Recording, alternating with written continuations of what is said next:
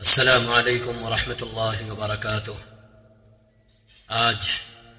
6 شعبان المعظم ہے، سن 1445 اور فروری کی 16 تاریخ ہے، سن 2024۔ جمعے کا دن ہے۔ آج جمعے کے خطبے میں امام نے ایک ایسے عنوان پر بڑا جذباتی خطبہ دیا جو اکثر و بیشتر سب کا حال ہے، پیسے والوں کا بھی حال ہے، بے پیسے والوں کا بھی حال ہے، اور وہ حال ہے کسی نہ کسی وجہ سے غم میں مبتلا رہنے کا، حزن میں گرفتار رہنے کا۔ اس سلسلے میں امام نے اللہ کی طرف متوجہ کرتے ہوئے حاضرین کے سامنے قرآن کریم کی بہت سی آیتیں پڑھیں، جن میں اللہ تعالیٰ نے تنے تنہا اپنے آپ کو حال کا بدلنے والا، دکھ، غم اور حزن کو خوشی، فرحت اور سرور سے بدلنے والا بتایا ہے۔ اور ہم سب جانتے ہیں اگر ہمارا ایمان صرف رسمی نہیں ہے، زبانی نہیں ہے، نام کا نہیں ہے، ہمارے گھر میں دین کا تذکرہ ہوتا ہے، ہمارے اہل خانہ دین سے کسی نہ کسی درجے میں واقف ہیں، اور وہ اپنے گھر میں اپنے بچوں کی تربیت کرتے ہیں، اللہ اور اس کے رسول سے وابستگی پیدا کرنے کی فکر میں اور جد و جہد میں، تو ہم جانتے ہیں کہ ہمارے ایمان کی بنیاد ہی یہی ہے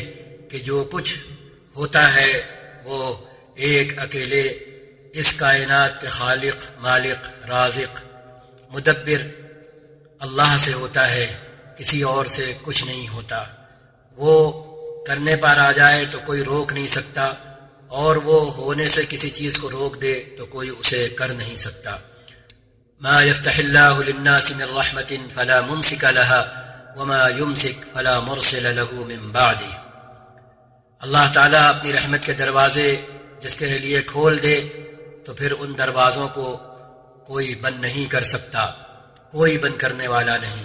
اور اللہ اپنی رحمت کے دروازے جن کے لیے بند کر دے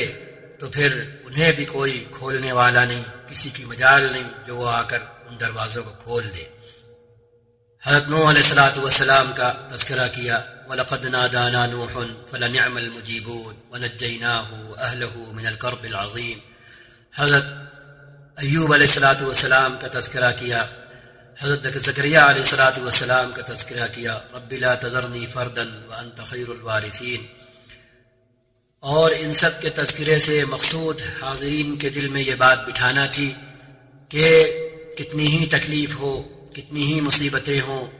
کیسا ہی دکھ ہو، کیسا ہی الم ہو، کیسا ہی حزن ہو، کیسا ہی غم ہو، ہم ایمان کی بنیاد پر اس بات کے مکلف ہیں کہ ہم اپنی اس حالت کو اللہ کے سامنے رکھیں، اس کے آگے ناک رگڑیں، اس لیے نہیں کہ اپنے آپ کو ذلیل و خوار کریں، بلکہ اس لیے کہ اس کی جے جےکار کریں، اور پھر جے جےکار کر کے اس کی رحمت کے، اس کی توجہ کے، اس کی عنایت کے، اس کے لطف و کرم کے، اس کے انعام کے مستحق بنے۔ مالک کے آگے ملازم یسر کرنے کو برا نہیں سمجھتا، حاکم کے آگے محکوم سر اطاعت خم کرنے کو جرم نہیں سمجھتا، تو پھر اللہ تو اللہ ہے، خالق تو خالق ہے، مخلوق تو مخلوق ہے۔ اگر مخلوق اپنے خالق کے آگے ناک رگڑے، پیشانی رگڑے، سجدے کرے، آنسو بہائے، تو انسانوں کے آگے آپ یہ کریں تو بدلے میں ذلت ملتی ہے، رسوائی ملتی ہے، بدنامی ملتی ہے۔ لیکن اگر مخلوق اپنے خالق کے آگے ایسا کرے تو اس کا رتبہ بلند ہوتا ہے، اس کی عزت بڑھتی ہے، اس کی عظمت بڑھتی ہے، اور پھر ایک ایسا وقت بھی اس پر آتا ہے کہ خالق آسمان میں فرشتوں سے یہ کہہ دیتا ہے کہ میں فلاں بندے سے محبت کرتا ہوں، اے آسمان والوں تم بھی اس سے محبت کرو اور دنیا میں بھی یہ اعلان کر دو تاکہ دنیا والے بھی اس سے محبت کریں۔ تو آج کا خطبہ ایسا خطبہ تھا جو ہر دل کا مرہم تھا، کیونکہ کون ہے ایسا جو یہ کہے کہ اسے کوئی الجھن نہیں ہے؟ کون ہے ایسا جو یہ کہے کہ اس کے اوپر کسی طرح کا کوئی بار نہیں ہے؟ کون ہے ایسا فرد، کون ہے ایسا معاشرہ، کون ہے ایسی سوسائٹی، کون ہے ایسا ملک جو یہ کہہ سکے کہ اس کے اوپر کسی طرح کا بھی کوئی لوڈ، کوئی دباؤ اور کوئی بار نہیں ہے، چاہے وہ سوچ کا ہو، چاہے وہ مال کا ہو، چاہے وہ احساسات کا ہو، چاہے وہ جذبات کا ہو۔ تو ایسا خطبہ تھا۔ اسی سلسلے میں امام نے اللہ کے رسول صلی اللہ علیہ وسلم کی ایک دعا پڑھی اور یہ بتایا کہ اللہ کے رسول صلی اللہ علیہ وسلم نے فرمایا کہ بندہ اگر یہ دعا پڑھے، اس کا معمول بنا لے، اس دعا کو اپنا حال بنا لے، تو اللہ تعالیٰ اسے غم سے، حزن سے، ملال سے آزاد کر دیتے ہیں۔ صحابہ نے فرمایا کیا ہم پھر یہ الفاظ یاد کر لیں؟ تو آپ صلی اللہ علیہ وسلم نے فرمایا جو بھی سنے یہ دعا اس کا کام ہے کہ وہ یہ دعا یاد کر لے۔ دعا کیا ہے؟ حدیث میں آتا ہے ما أصاب أحدا قط هم ولا حزن فقال اللهم إني عبدك وابن عبدك وابن أمتك ناصيتي بيدك ماض في حكمك عدل في قضاؤك أسألك بكل اسم هو لك سميت به نفسك أو علمته أحدا من خلقك أو أنزلته في كتابك أو استأثرت به في علم الغيب عندك أن تجعل القرآن ربيع قلبي ونور صدري وجلاء حزني وذهاب همي إلا أذهب الله همه وحزنه وأبدله مكانه فرجا. قال فقيل يا رسول الله ألا نتعلمها؟ فقال بلى ينبغي لمن سمعها أن يتعلمها. الراوي عبد الله بن مسعود المحدث الألباني المصدر السلسلة الصحيحة أخرجه أحمد واللفظ له وابن حبان والطبراني باختلاف يسير. حضرت عبداللہ بن مسعود رضی اللہ تعالی عنہ سے یہ روایت ہے کہ جس کسی کو بھی کوئی فکر، کوئی غم، کوئی حزن لاحق ہو تو پھر وہ یہ دعا پڑھے، اے اللہ میں تیرا بندہ ہوں اور میں تیرے بندے کا بیٹا ہوں اور میں تیری بندی کا بیٹا ہوں، میری پیشانی تیرے قبضہ قدرت میں ہے، تیرا حکم میرے وجود میں اور میرے اندر نافذ ہے، جاری اور ساری ہے، عدل فی قضاؤک، اور تو جو فیصلہ بھی میرے بارے میں کرتا ہے وہ سراسر عدل پر مبنی ہوتا ہے، عدل ہوتا ہے. اسألک بکل اسم هو لک، میں تیرے ہر اس نام سے تجھ سے مانگتا ہوں جو تیرا نام ہو، جس نام کو تو نے اپنا نام قرار دیا ہو، جس نام پر تو نے اپنا نام رکھا ہو، او علمتہ احدا من خلقک، یا تو نے اپنی مخلوق میں سے کسی کو بھی اپنا وہ نام سکھایا ہو، او انزلتہ فی کتابک، یا تو نے اپنا وہ نام اپنی کتاب میں اتارا ہو، یا تو نے اپنے پاس علم غیب میں وہ نام اٹھا کر رکھ چھوڑا ہو. کیا مانگتا ہوں؟ ان تجعل القرآن ربیع قلبی، کہ یا رب تو قرآن کو میرے دل کی بہار بنا دے، میرے دل کی بہار بنا دے. انڈرلائن کریں، ان اللہ کو اسی کے ناموں کا واسطہ دے کر اور طرح طرح کے انداز سے واسطہ دے کر جو بندہ پہلی چیز اپنے رب سے مانگ رہا ہے وہ ہے کہ اس کی نازل کی ہوئی اس کی آخری کتاب، اس کے آخری رسول پر اس کی آخری کتاب بندے کے دل کی بہار بن جائے. بہار، بہار کا مطلب ہم سب سمجھتے ہیں. ونور صدری، اور میرے سینے کا نور بن جائے. وجلاء حزنی، اور میرے غم کو دور کرنے والا بن جائے. وذهاب ہمی، اور میری فکر مندی کو دور کرنے کا ذریعہ اور سبب بن جائے. इल्ला अज़हब अल्लाहु हम्महु व हुज़्नहु, मगर होता क्या है ये दुआ करने के बाद, जैसे ही बंदा ये दुआ करता है अल्लाह ताला उसके दुख, उसकी फिक्रमंदी, उसके हुज़्न व मलाल को दूर करने का इंतज़ाम करने का फैसला फरमा देता है। व अब्दलहु मकानहु फरजा, और इसकी जगह अल्लाह ताला खुशी, मसरत, कुशादगी, फरहत और सुरूर, दुख से नजात और खलासी के असबाब मुहैया फरमा देता है। रावी कहते हैं, हज़रत अब्दुल्लाह बिन मसूद रज़ी अल्लाह तआला अन्हु फरमाते हैं, फ़क़ीला, तो कहने वालों ने आपसे अर्ज किया, ए अल्लाह के रसूल, क्या हम ये दुआ सीख न लें? तो आपने फरमाया, क्यों नहीं, हर उस शख्स को ये दुआ सीख लेना चाहिए जो ये दुआ सुने, हर उस शख्स को ये दुआ सीख लेना चाहिए। अब देखें, इसमें वो सारी बातें आ गई हैं जो एक इंसान, जो एक बंदा अपने रब से कह सकता है, जो एक मखलूक अपने खालिक से कह सकती है, सारी बातें आ गई हैं। जैसा हमने कहा, अपने खालिक के सामने तजल्लुल का इजहार,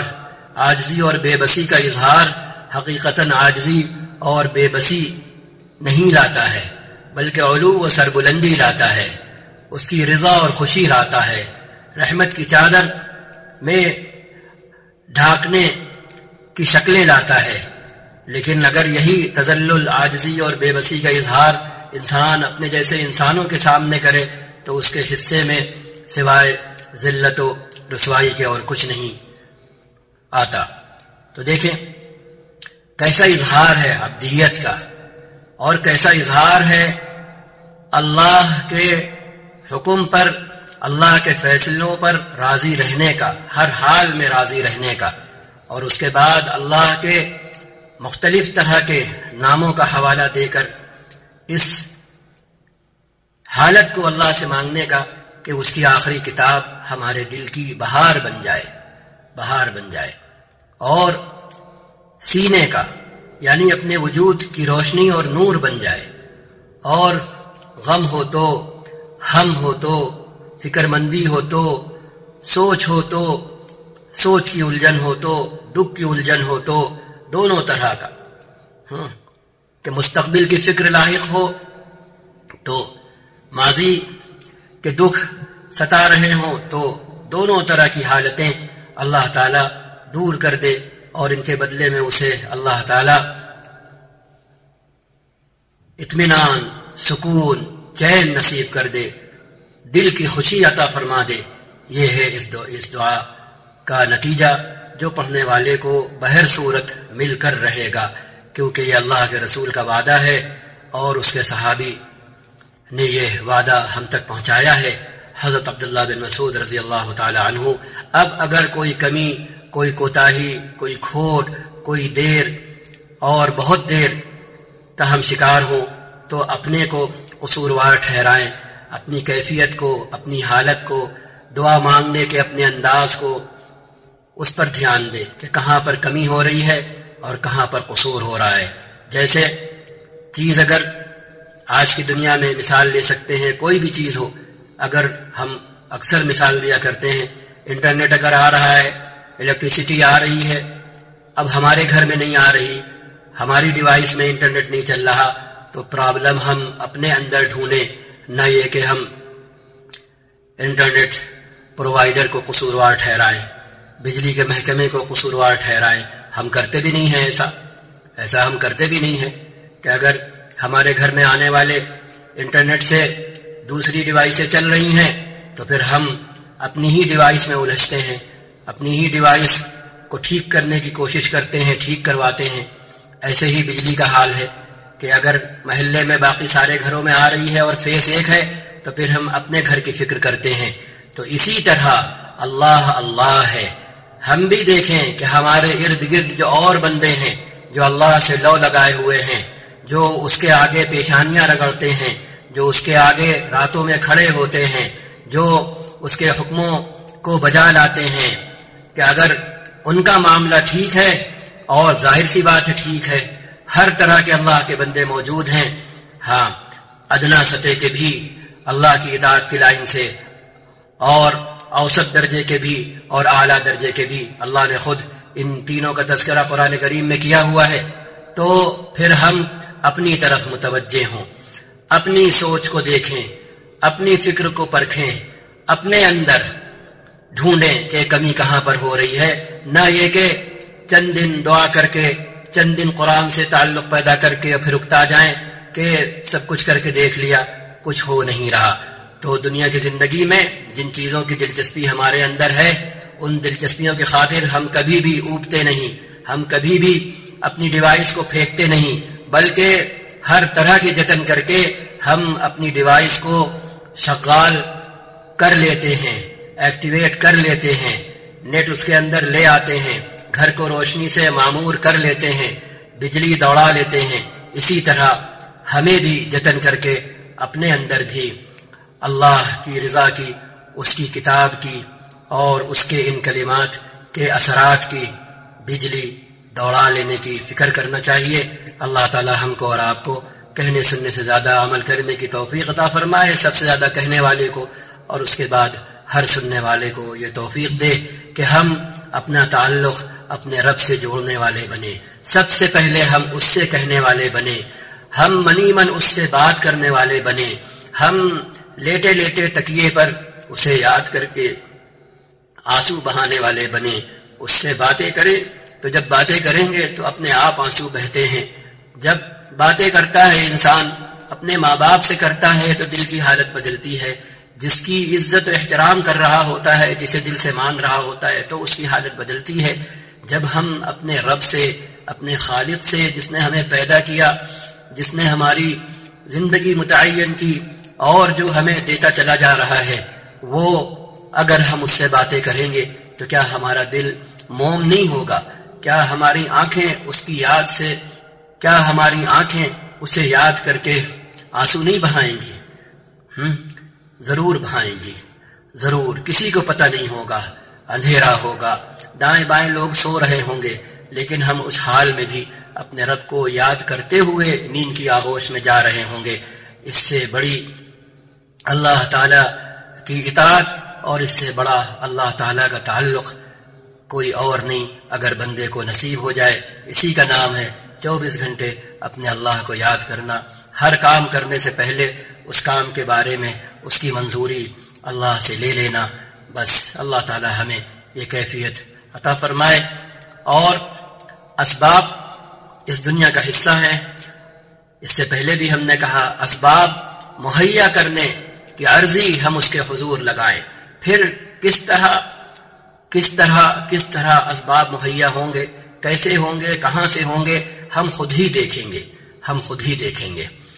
تو جب ہم کریں گے تو ہم دیکھیں گے بھی۔ امتحان کے لیے نہیں کرنا ہے، آزمانے کے لیے نہیں کرنا ہے۔ ہاں، یہ آخری درجے کی لوگوں کی بے وقوفی ہوتی ہے کہ آپ حاکم کے پاس جائیں، آپ بادشاہ وقت کے پاس جائیں اور تو اس سے تقاضا کریں گے آپ اسے آزمانے کے لیے، اور اگر اسے پتہ چل جائے تو یہ تو سب سے بڑی توہین اور اہانت ہوتی ہے۔ ہاں، ہمیں اپنے ایمان کو چیک کرنا ہے، ہمارا ایمان ہے کس طرح کا۔ ایمان کا مطلب کیا ہے؟ ایمان کا بنیادی مطلب یہی ہے کہ ہم کچھ نہیں ہیں، ہم نے جس کو اپنا رب مانا ہے وہ سب کچھ ہے، سب کچھ اسی کے قبضے قدرت میں ہے، اور وہ اپنے بندوں کا دشمن نہیں ہے، وہ اپنے بندوں پر رحیم ہے، 70 ماؤں سے زیادہ بڑھ کر رحیم ہے۔ بس وہ دیکھنا چاہتا ہے کہ ہم صرف اور صرف اسی کے ہیں یا نہیں ہیں، ہم پہلے نمبر پر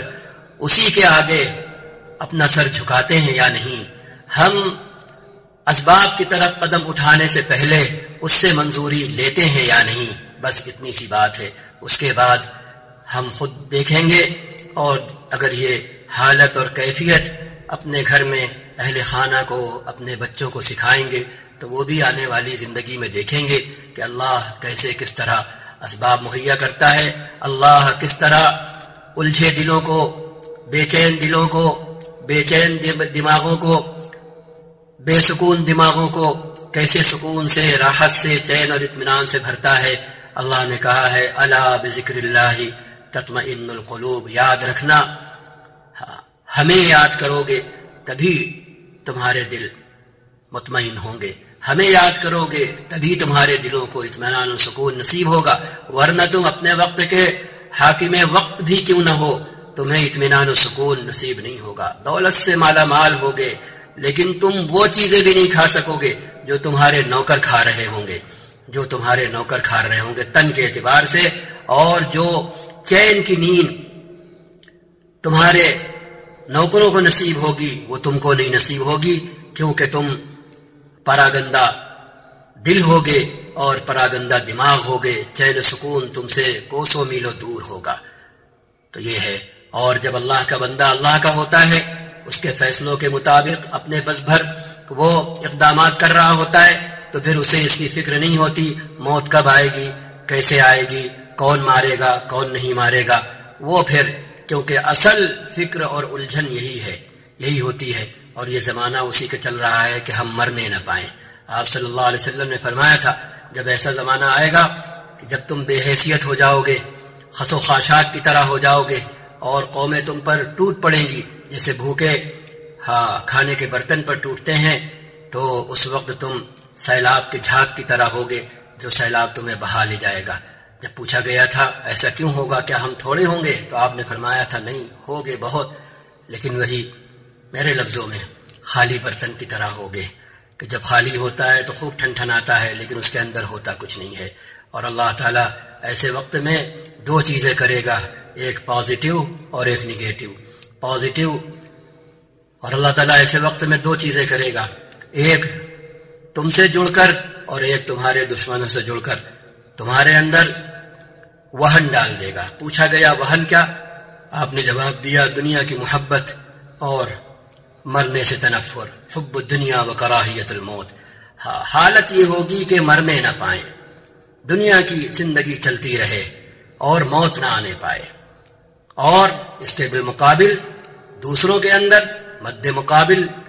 لوگوں قوموں کے اندر اللہ تمہاری ہیبت تمہارا روب ان کے دلوں سے نکال دے گا۔ آج دیکھ لیں کیا اب کوئی اور زمانہ آئے گا جب یہ ہوگا، یا ہو رہا ہے؟ آج لوگوں کے دلوں سے ہماری ہیبت ہمارا روب نکل چکا، آج ہم برسرے عام گالیاں کھا رہے ہیں،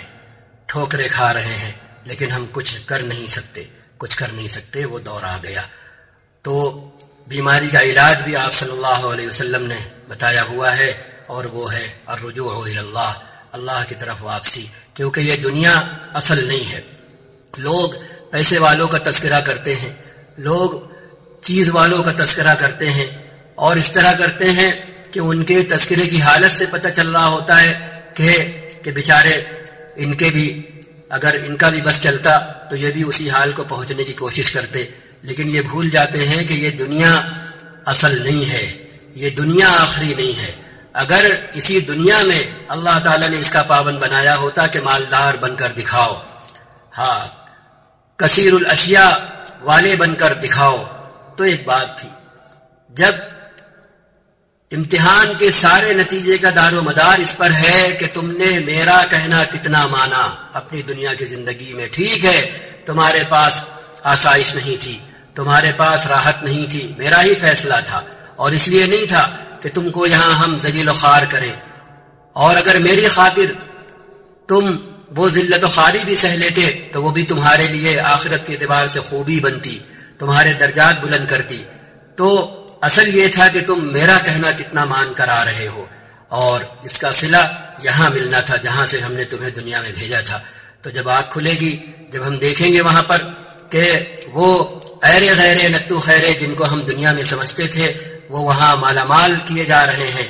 اور ایسے ویسے اور کیسے لوگ جو اپنے آپ کو دنیا میں 30 مارخاں سمجھتے تھے وہ کیسے خالی ہاتھ کیے جا رہے ہیں، تب ہم اس بات کو سمجھ پائیں گے کہ اصل مسئلہ اور اصل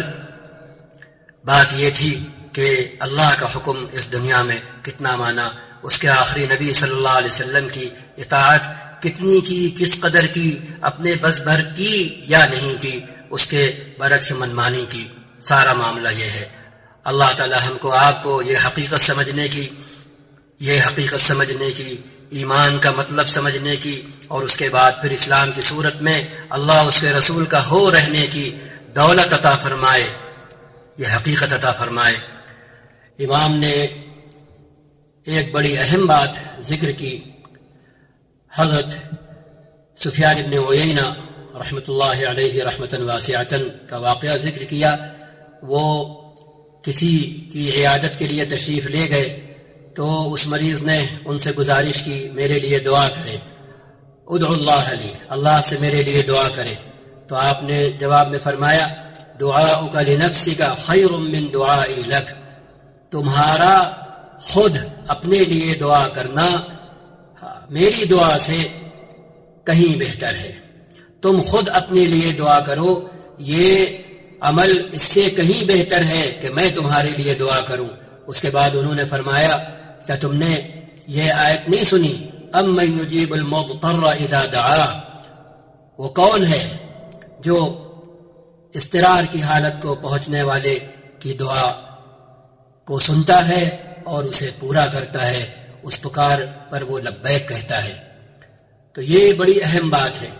یہ ایسی بات ہے کہ ہم اس کی نزاکت، اس کی اہمیت اور اس کی حقیقت اس طرح جان سکتے ہیں کہ اگر ہم